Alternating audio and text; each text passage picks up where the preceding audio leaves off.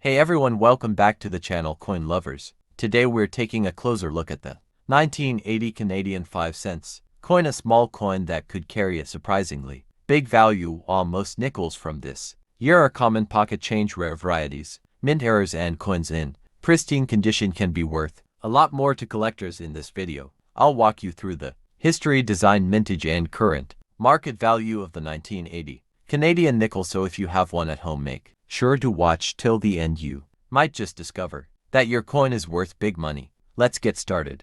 Today we're doing a full no-holds-barred breakdown of the 1980 Canadian 5-cent coin, the everyday nickel, with a history, a few surprises, and a handful of things that can make an otherwise common coin worth more than face value. I'll walk you through how many were made, what the coin is made of, what to look for if you think yours might be valuable, how condition and grading change price dramatically, common errors and varieties, and practical tips for cleaning, storing, and selling. Stay with me to the end, because I'll also share realistic price expectations depending on condition and where to list safely. If you're new here, hit subscribe and ring the bell. I post deep coin dives like this every week. The 1985 cent features the familiar beaver on the reverse, a design that Canada has used on the nickel for many decades, and which remains the symbol collectors expect on the obverse. You'll see Queen Elizabeth to the match, and portrait was the bust used on coins in this era. In terms of size and heft, this piece weighs about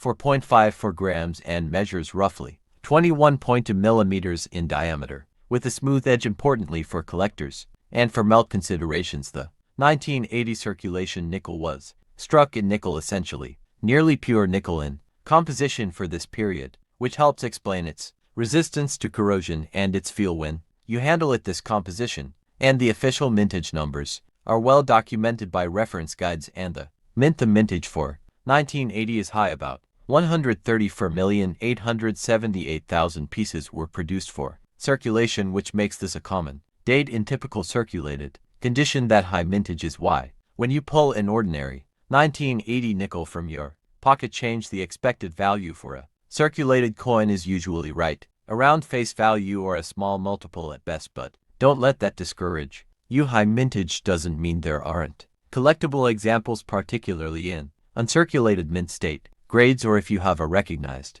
error or unusual variety. For everyday worn examples, the market price tends to hover close to face value. In many catalogs, the minimum is near the coin's melt or just a few cents above. Typical circulated 1980 nickels often sell for maybe $0.1050 CAD to collectors, depending on where and market, while nicer uncirculated examples jump in value. Low mint state grades MS60, MS63 commonly trade for a few tenths up to a few dollars. MS6 for MS65 can be worth significantly more, and truly high MS66 plus pieces become rare and command collector premiums, sometimes tens or more, depending on eye appeal and strike. Specialist price guides and auction records show ranges that go from a few cents for the worn pieces all the way up to higher amounts for top graded examples or for known error varieties. I'll name some specific ranges later, so you have numbers to work with when checking your own coins. For 1980 nickels, the most frequently discussed collectible items include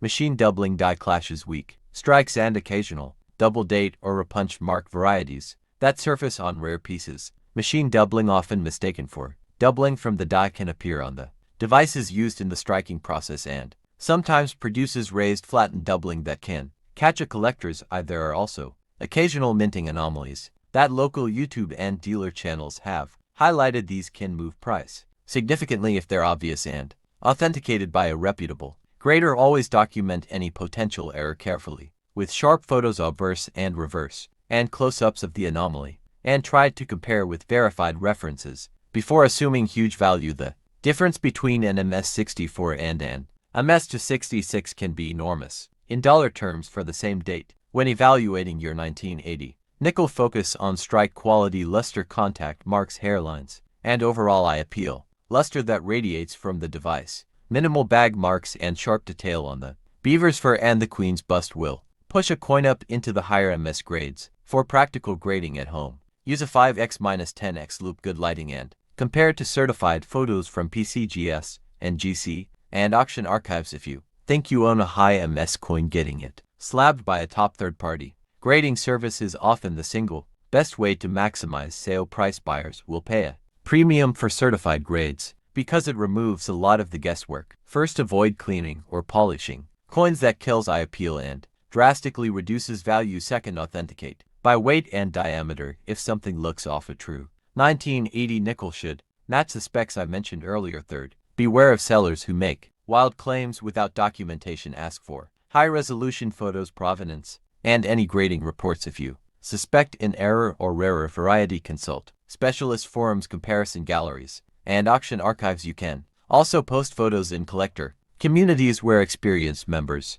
will give you initial feedback, but treat internet opinions as preliminary until confirmed. Finally, if you plan to buy used platforms with beer protections or established dealers who have return policies, these steps reduce risk and help you separate true finds from hyper. For buying the usual paths are reputable dealers, online and brick and mortar, well-run auctions, certified lots on marketplace sites, and collector shows. For selling certified coins, usually fetch the best prices on auction houses or through dealers who specialize in Canadian coins. For uncertified but attractive pieces, eBay and dedicated coin marketplaces are workable. Just use clear photos, honest grading, and set sensible reserve pricing. If you have a potential error, consider consignment through a specialist auction house. There is strong collector interest in well-documented anomalies. As with any marketplace, do your research on fees and commissions so you understand the store coins in inert holders. 22 flips with Mylar,